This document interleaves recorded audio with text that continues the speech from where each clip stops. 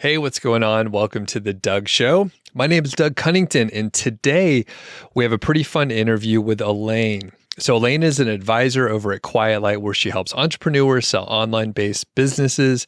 She has a background in e-commerce, which is what we're going to talk about today, and started her first profitable e-com business on Etsy in 2009. I didn't even know it existed back then.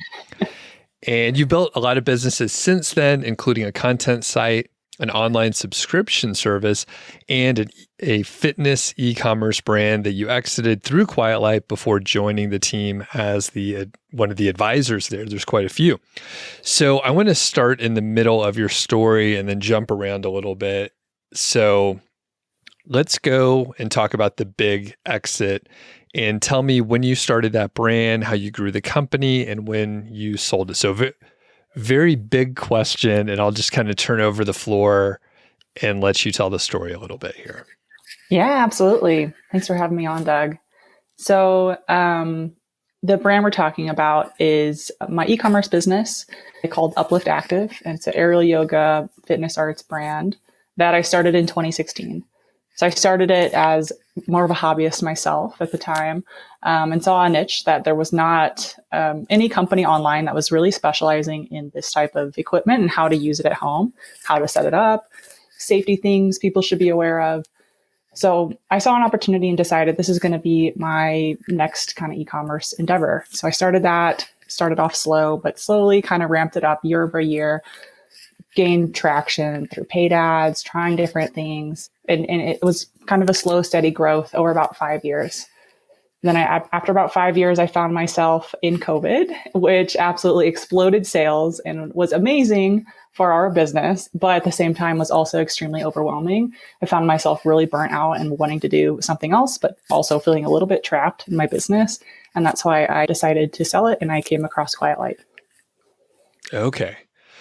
Wow, that's pretty crazy. Yeah, you hear a lot of businesses that really exploded over COVID because people were at home and maybe they weren't taking vacations or spending money going out to eat or movies or whatever. So they were investing in things that they could do at home. So is that kind of what happened with your business?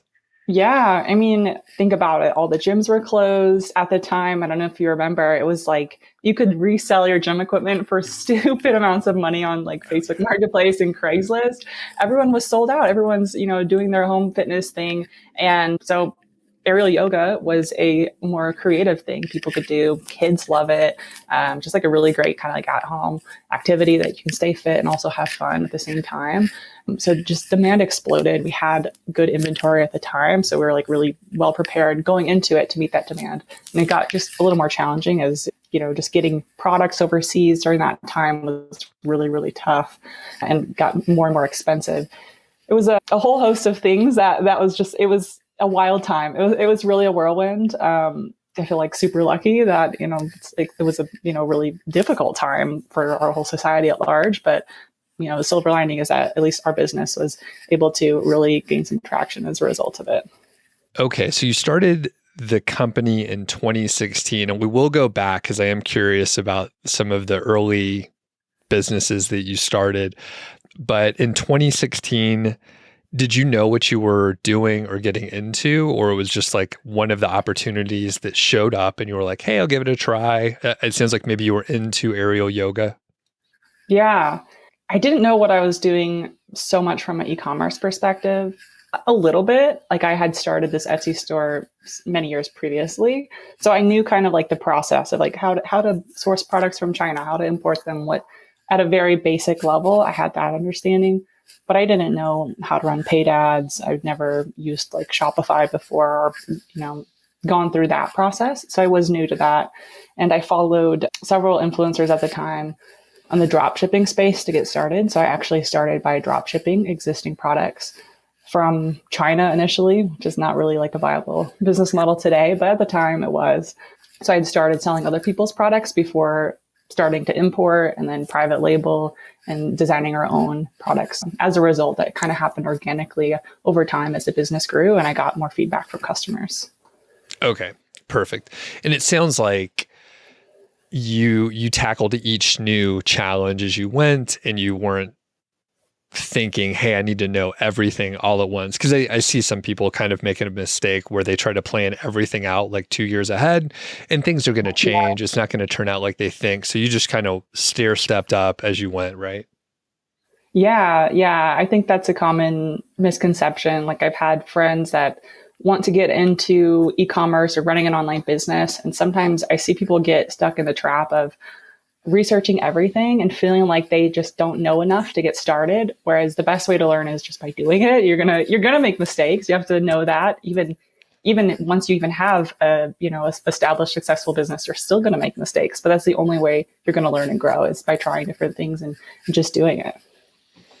So now let's go back to 2009 and Etsy. What's the story with some of the early projects you worked on, specifically that one?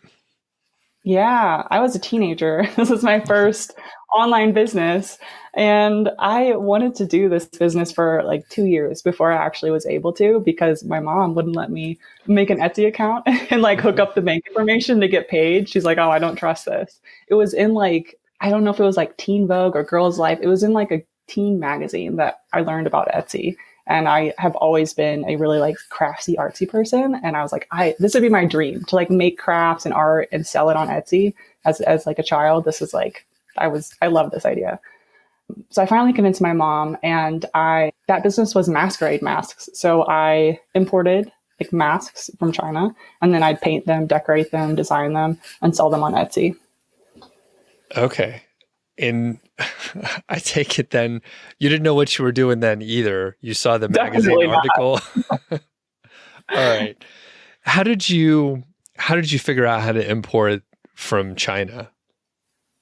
Yeah. Honestly, I don't really remember. It was really probably I probably just Googled. I was just a kid looking up stuff on the internet. How do I get product in bulk? And probably was like, oh, well, how do I buy things in bulk? And probably Alibaba was one of the first search results, and that's how I started. Okay, that's pretty cool. So you were a teenager then.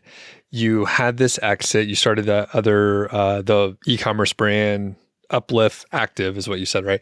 In 2016. Mm-hmm. So did you go to college? Did you have a corporate gig? Can you talk about that? Yeah. So we'll go on a detour here. What's the story? Yeah. So that mask business I started in high school. And then when I went to college, we ended up selling it to a family friend. Nothing notable, but really just, hey, I don't want to do this anymore in school. I don't have the time. Family friend took it over. And I studied entrepreneurship in college. So that was what I wanted to do. I knew that I loved working for myself. I loved having, creative freedom of my time.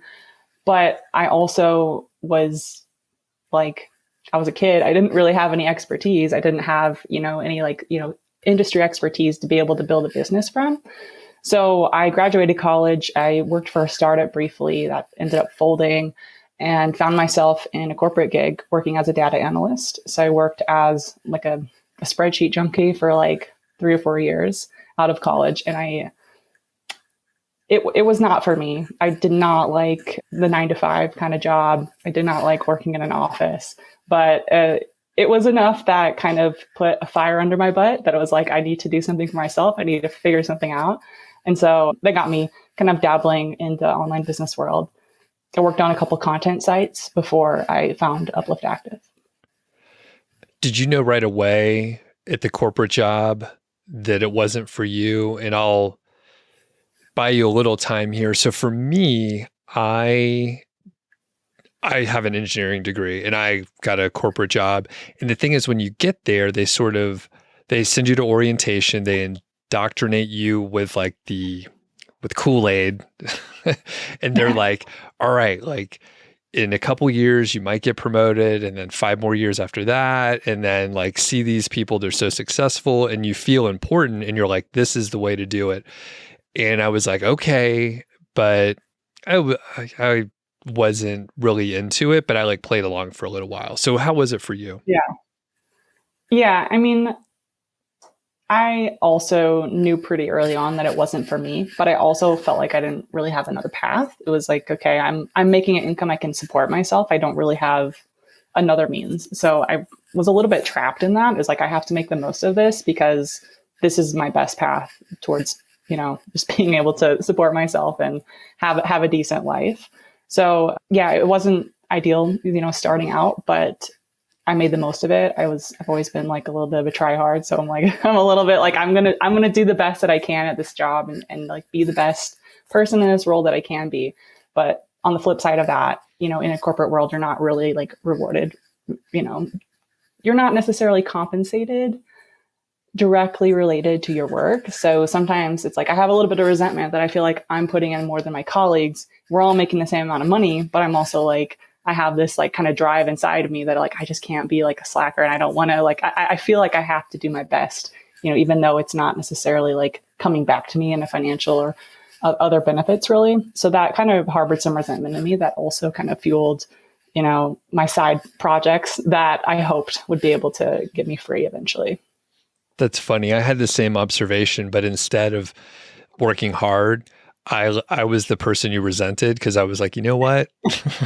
If I'm not going to get a raise or a promotion anyway, I'm doing like bare minimum here. And yeah, I'm sure that's why so many people didn't want to work with me.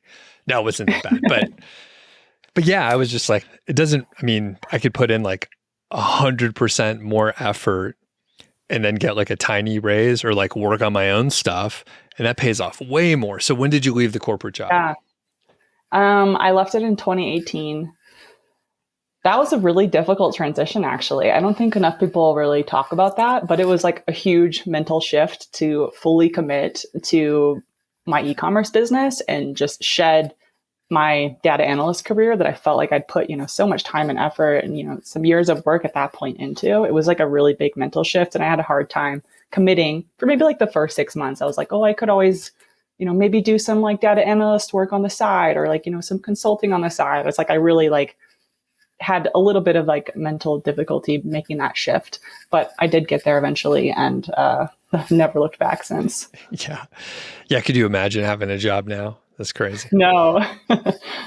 So did you have any of your identity tied up with the corporate job? Yeah, definitely. Definitely. Did you experience that too? Did you feel like your identity was part of your career there? A little bit, but by the time, so I got lucky, I got laid off. So I didn't have to make an active decision. But once I got laid off, I had the opportunities in front of me. So I had a couple things going on the side already, but it made a huge difference because like I said, I probably wouldn't have quit on my own, but if they laid me off, then now like the universe is like opened up and I'm like, I have a chance now. But I probably for about 3 or 4 years, I had a bad attitude if you didn't catch it earlier, right? So for about 3 or 4 years, I was slowly like not playing along as much. And I started to listen to like entrepreneurship podcasts and Tim Ferriss and stuff like that. So I was kind of checked out by the time I got laid off because I was doing like very autonomous, like entrepreneurship type things in my role because I had a lot of freedom and that didn't work that well. So basically I wouldn't like ask for approval for certain things. I would just say, oh, this looks like a cool idea. I'm just going to implement this on my team and see what happens. And, management doesn't like that very much. So I had a very slow transition that made it much easier. So I didn't have like an identity crisis, basically. That's good. Yeah. Because it was difficult. Like I said, it was like a weird transition. In some ways, it's like a blessing to be laid off. It's like you have a forced reset. Whereas it's different when I'm like leaving my job and everyone's like, what are you doing, Elaine? I didn't even tell my colleagues that I was leaving, that I even had this business. Like it was totally secret the whole time. Nobody knew. I just told them I wanted to take a break to go travel, which was true because I wanted to travel and run my business remotely. But like they all just thought I was crazy to throw away, this career and this job. And, when you're with these people 40 hours a week, like you're very much inundated in that culture. So it's definitely like, whoa, a big lifestyle change. And then, well, like you said, not everyone has a lot of friends at work, but they're the people that you spend the most time with. And then like you cut those ties basically. And like you think, hey, I'm going to hang out with them. But if they're not in your normal environment, then you're probably not going to hang out with them again. So I don't know. Do you have any comments on that? Yeah, for sure. Like I have not really kept up with any of my my coworkers, not in any serious way since then. Yeah. I mean, that's another whole thing we could talk about is like being an entrepreneur can be also isolating at times because you don't have those coworkers, especially working remotely. But luckily there's been a lot of great communities that you can meet people online and make those connections just in a little bit different way. Well, actually, yeah, let's go there. We're going to divert from the notes that I had. But yeah, so working alone is completely different. And you went from the corporate job and you were working on the side. You're probably working a lot of hours, like total, if you were working full time and then running the business and it was big enough for you to leave your gig. So what was the transition like when all of a sudden you were just working on your business? Yeah, I mean, it was a little bit difficult, honestly, to stay motivated at first because I felt like, oh my gosh, I have so much time. And I was like, I was hoping going into it, oh, I'm going to be able to, look how big my business possibly could be if I'm working on my business now 60 hours a week instead of, 40 hours at corporate, 20 hours business kind of situation.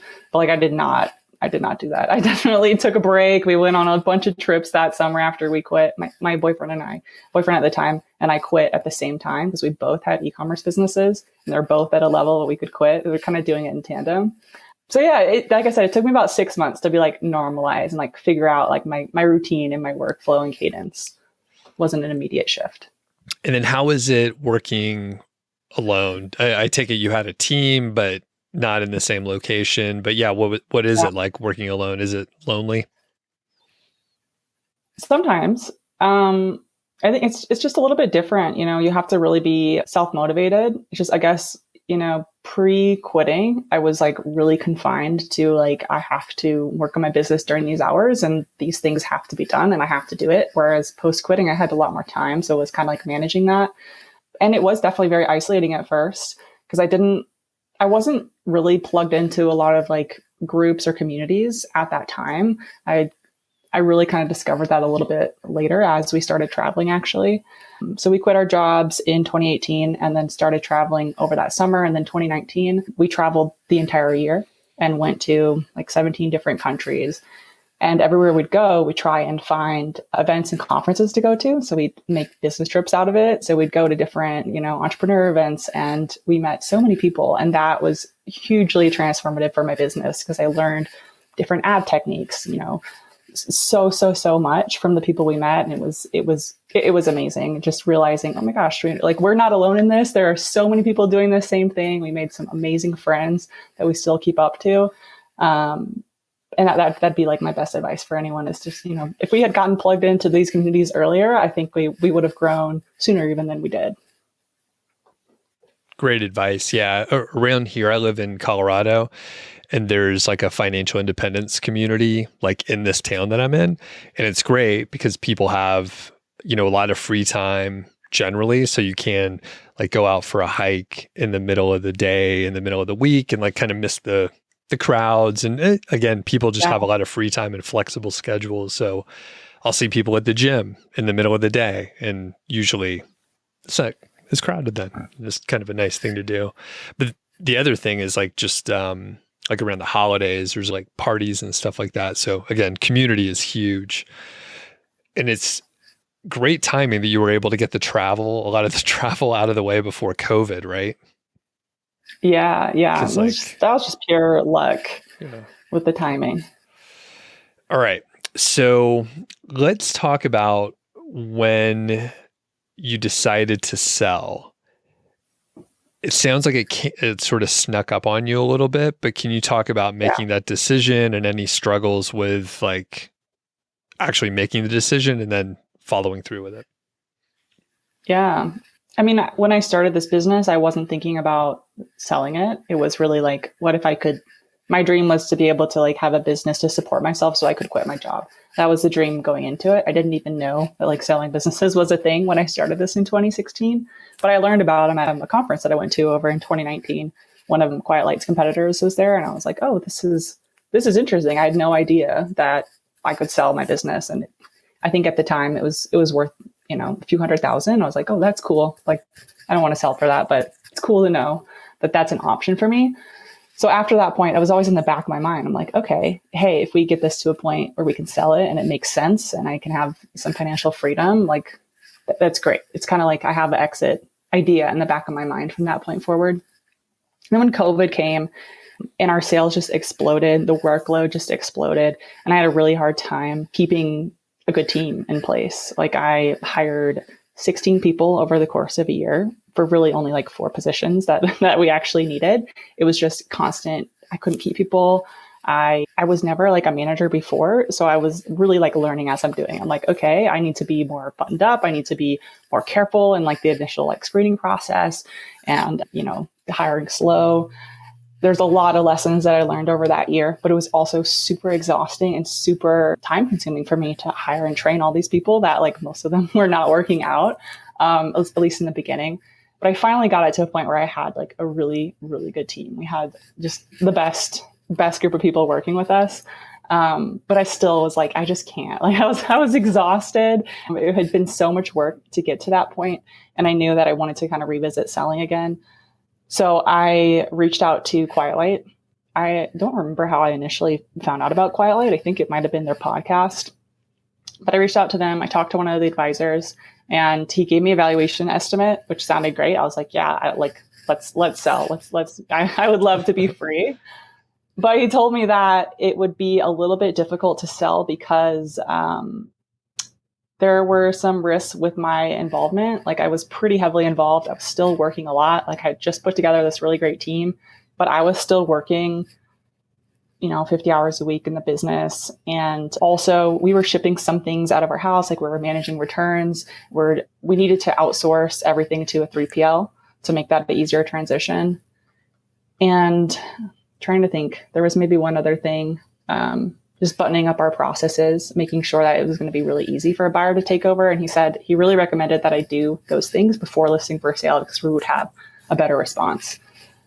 So as much as I wanted to sell, I took his advice and I did those things. I got the 3PL set up. I got a lot of my work outsourced to my assistant, who became our operations manager, and really got our processes buttoned up over the course of 6 months before going and revisiting Quiet Light and listing it for sale.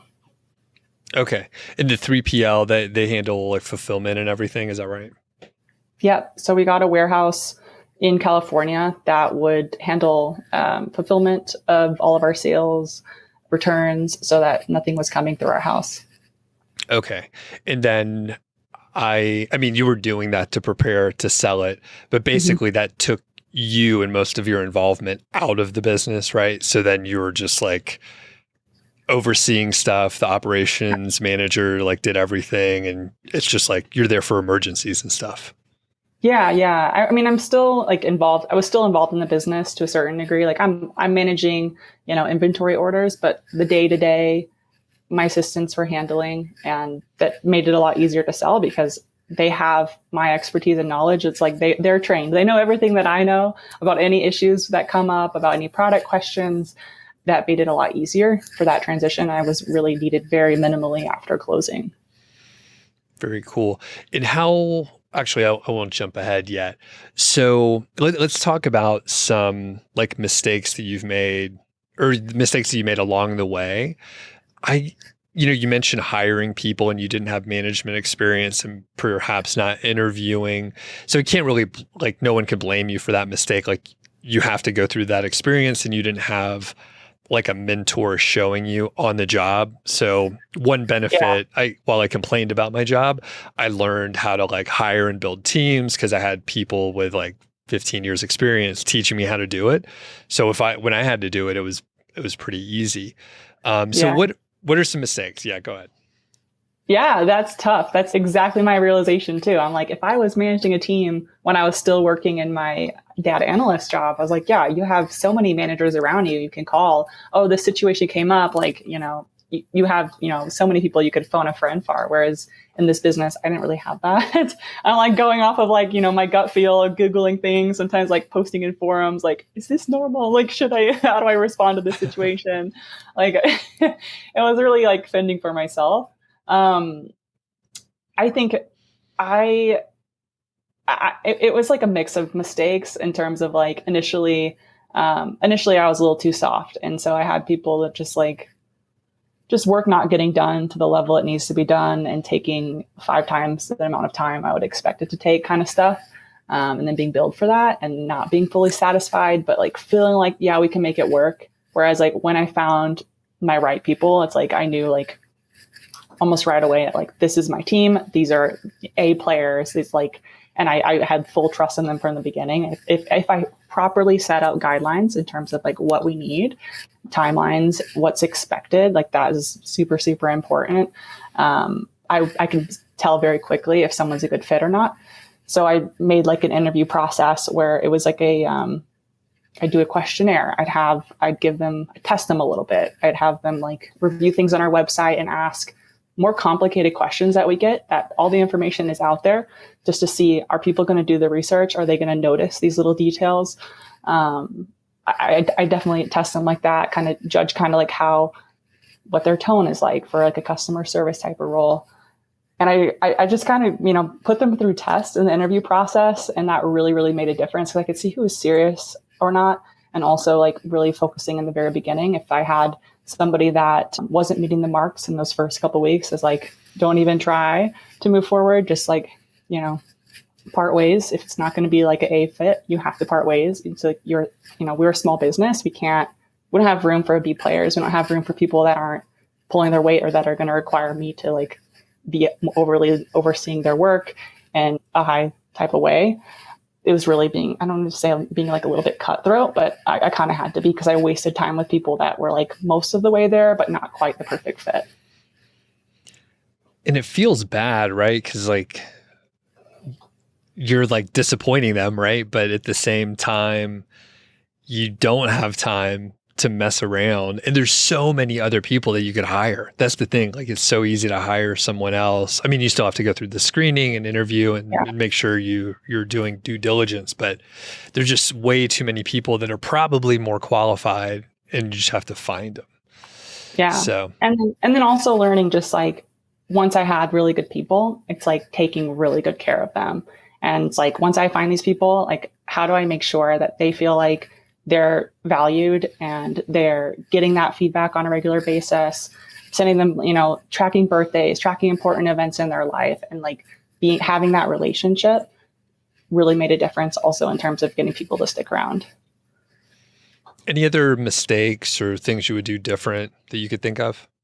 Not necessarily from like the management type of perspective. I can't think of something not specific right now. That's good then. So I'll go a little bit deeper and just see. You said you got a little overwhelmed during the COVID timeframe, and you seem happy now. You're working with Quiet Light. Is there anything that you think you could have done? Not that you want to do it, but is there anything you could have done to prevent the overwhelm and still have the business now? Yeah, I think it would have been hiring sooner, because I went through so much turnaround that was, I waited a little bit too late, but it also was a little bit unpredictable. So I can't totally fault myself for that, but I probably had capacity to have hired somebody earlier than I did, looking back. So hiring sooner, getting that outsourced sooner, that would have lowered my workload going into it to give me capacity to flex should something unexpected come up that requires a ton of my time again, like COVID did.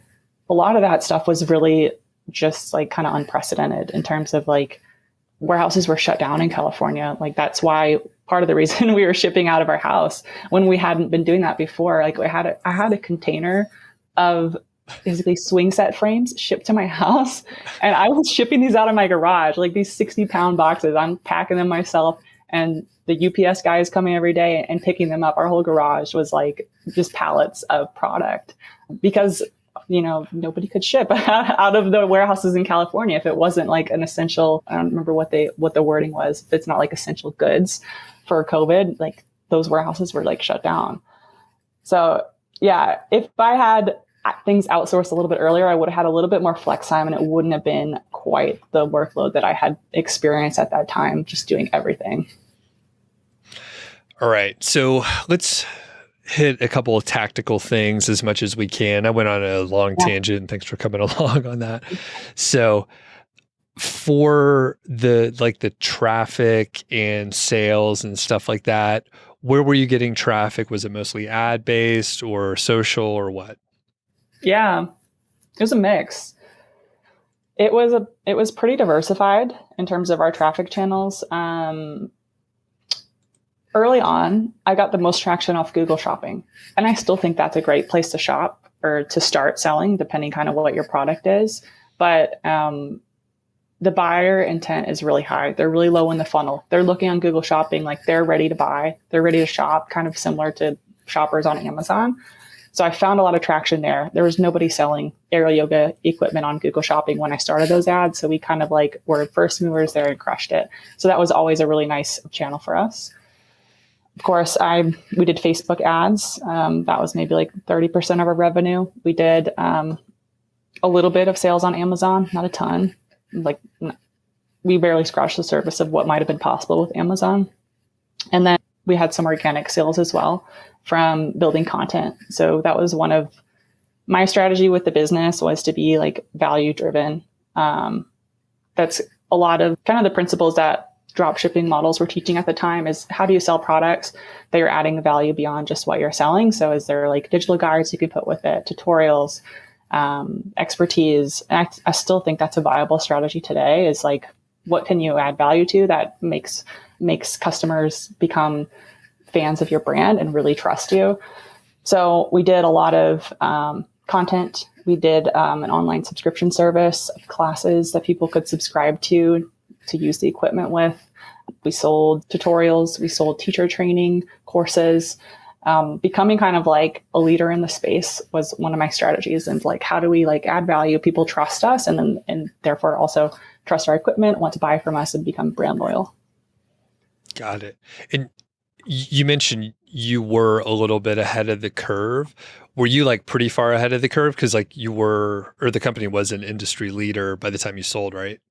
Yes, I would say so, because it's a pretty niche space. There were other companies selling aerial yoga equipment when I started, but there was no company that was specialized solely in aerial yoga. Actually, when I started it, we were called Aerial Yoga Gear.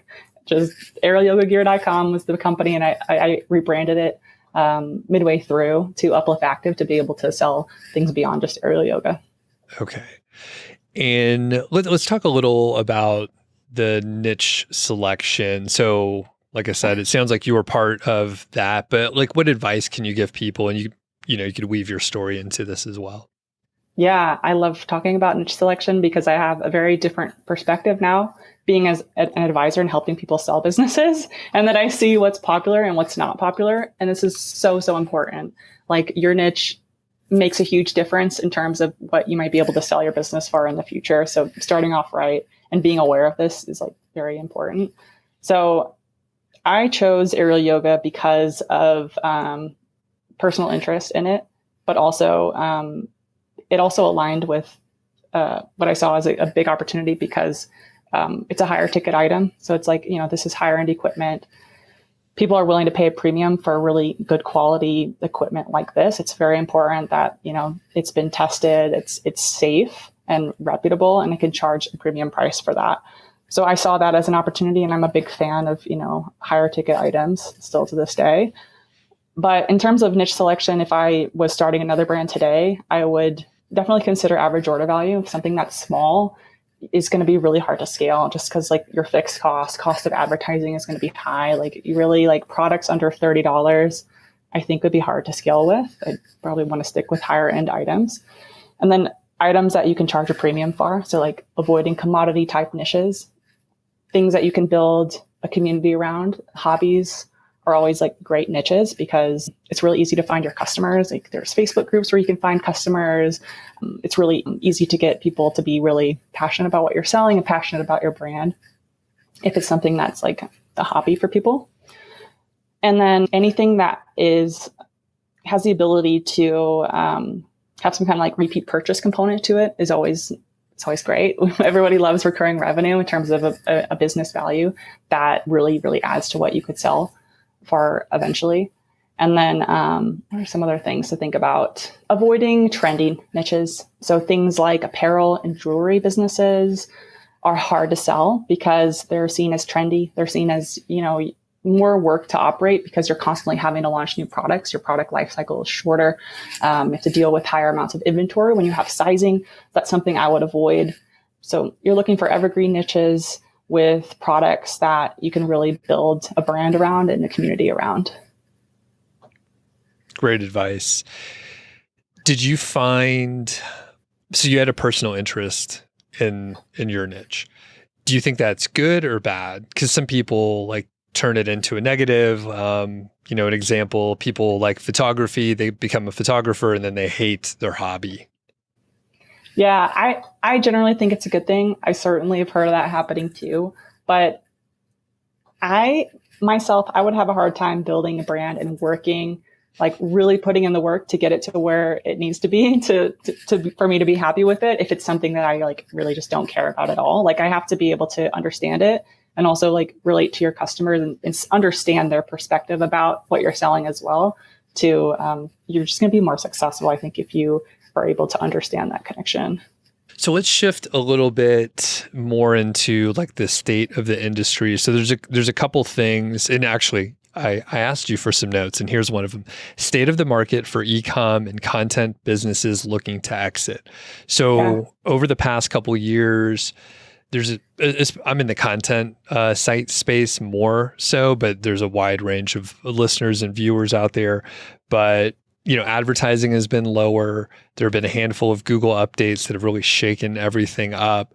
And I know that some of the multiples have gone down specifically for content businesses. And I think it probably varies for other stuff. But what is the state of the market out there these days? Yeah. Things have definitely shifted a lot over the last couple of years. And it's going to depend on what your business is. So we can talk a little bit about e-com, then I'll talk a little bit about content.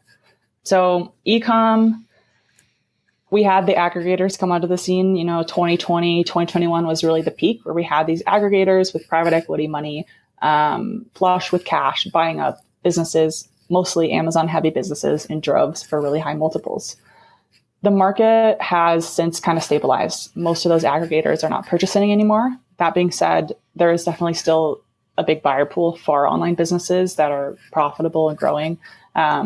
Quiet Light's been around for 15 years now. We were selling Amazon FBA businesses before the aggregators came on the market. We're still selling them now. We still have buyers. It's a lot of smaller groups of buyers, mom and pop buyers or entrepreneurs that manage portfolios of brands. They're not necessarily like, a funded aggregator per se, but they have expertise growing and scaling brands.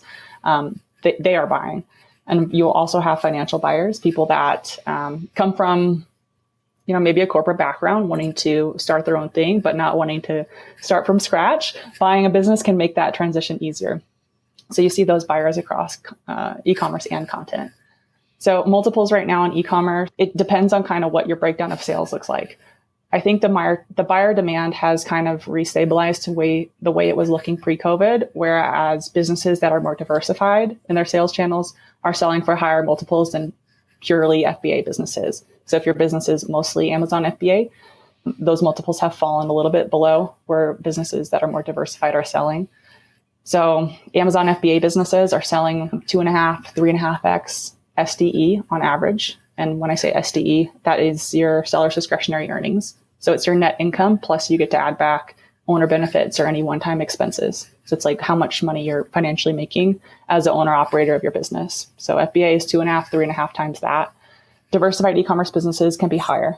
It can be 2.5 to 4 times that on average. And we're talking about, sale prices under $5 million.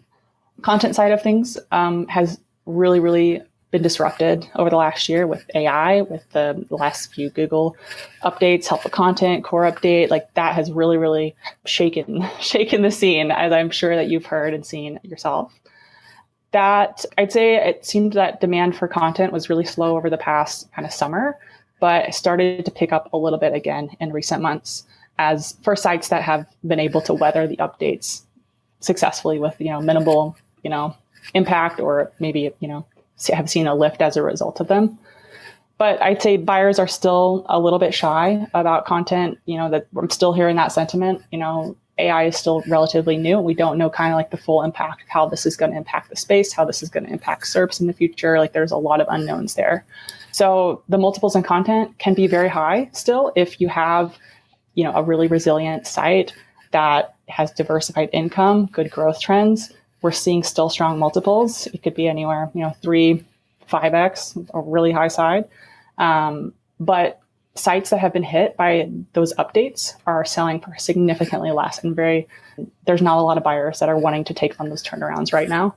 So you could be 1, 2x, maybe even under a 1x if the site has really taken a nosedive, and depending kind of the whole picture, where the revenue is coming from, et cetera. Interesting.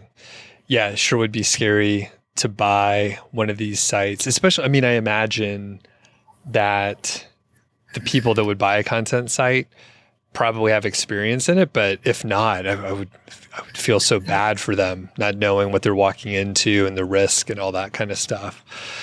Yeah. There's plenty of sources out there for them to get that information, of course, if they do some research. But yeah, still crazy. I know some people don't do their research. So yeah, things are changing so quickly in this space. So if regardless if it's content or e-commerce, if you're looking at doing a turnaround, you want to make sure you have expertise in that business model, whatever it is. It's not for the faint of heart, for sure. If you're new to a space, and you're wanting to acquire, stick to something that's growing, has good foundations, and has a seller that's willing and able to train you through that process. Okay, so another note that you sent over is being prepared to sell when you will get the most value and give you the most flexibility. And one thing that I guess I don't say it like on the podcast too often, but if I'm coaching someone or if I have like a private conversation, I'll tell them, hey, it seems crazy, but you should maybe consider selling your site or your asset or whatever. And it's crazy because it's on the uptick. It's growing. Yeah. And the thing is, I've got burned like this twice. I know a couple of my friends have as well. But basically, you should sell something when everyone thinks you're absolutely fucking nuts for trying to sell it and it looks like a bad decision. Because as soon as it looks like you should sell it and you're tired of it, or the sales have plateaued or something, then it's not as attractive and you can't get the good multiples. So I hope I'm on the right track, but can you expand on your point here? Yeah, definitely. It's really, if you have the time and ability to do so, which you should, if you're running a business, you want to be able to reverse engineer your exit and know is there a goal figure in mind where you're like, yes, if I hit this number, if I can sell my business for this number, it makes sense, let's sell. You should know what that number is for you so that you can keep tabs on it, because it's really hard. It's kind of like you're playing like a slot machine at times where you're like, wow, this business is growing. It's going great. Like everything's chill. I'm working so few hours. That might be the right time for you to sell. And it's really hard to kind of like pull the stops and sell. But if you're at your financial number, if you wait too long and tides change, you get complacent, you neglect the business, it starts declining, there's an algorithm update, whatever, external force or something that you're doing yourself changes the tide, suddenly you can be on a much longer timeline to get back to that number that you would have been happy had you just sold when things were up. So it's like, do that math of like knowing kind of what are the multiples for your business model. Like you can reach out to me. I'd be happy to give you kind of like a current state. If you wanted to sell today, this is what it would look like. That way you can kind of make your plan from there. Like, I'm close. I need to like really be kind of watching my numbers and thinking about that. Or I'm a little further away. Let's make, now's maybe the time to make some, bigger investments, maybe some riskier investments, and kind of see how those pan out in the future. But it's very important that you're kind of keeping tabs on that, because it makes me really sad, especially I see people like getting close to retirement and like, things are going well. It's like, a year more, a little bit more. And then a year comes by. Okay, now the business has started to decline. It's actually worth less. If you had sold a year ago, you would have been retired an extra year and you would have walked away with more money. But now it's worth less and you've worked another year. And it's, there are still buyers for, this situation, but we kind of missed that ideal mark had we've been thinking a little bit more strategically and holistically about like what your goal is and what you're really trying to achieve there. And a couple of things that you mentioned before from your specific business, you needed to remove yourself from it. So you were the CEO or founder and have all the operations taken care of. And that probably solves most of the problems for most people when thinking about selling their business, right? Yeah, there's a few things. It's not simply the transferability risk is one aspect of it. If you are heavily involved, that's an aspect. But there are other risks as well that can have a really big impact of what you can sell your business for. And knowing that in advance can allow you to make some tweaks and adjust things. Like maybe you have a dependency. If you have an e-commerce business, you have a dependency on like you have this huge wholesale client that's making up, 30-40% of your sales. Like how solid is that? Buyers are going to see that as risky, and you may sell for a lower multiple. But if you're able to grow some new wholesale accounts, grow some other sales channels to kind of balance that risk, you're going to be worth more when it comes time to sell. Same thing like on the content side. If all of your income is, display ads or one specific revenue source, that's going to be riskier. So diversifying things in advance, that's work that you need to do ahead of time that's going to pay off when it comes to sell. Is there anything else that sellers need to know about the process to help them out when they're thinking of selling? Yeah, I'd say if you have the chance to plan ahead, that's well worth your while. So, even if you're years ahead of potentially selling, it's worth getting evaluations. You can contact me. Be happy to give you kind of like state of the market for what your business is and what it's worth, and make any changes that need to be made. I'd say the most common thing is really getting books cleaned up, especially on inventory-based businesses, because moving those books from cash to accrual can show a really big difference in what that profitability looks like, depending on how you've been managing your inventory, how much you have at a given time.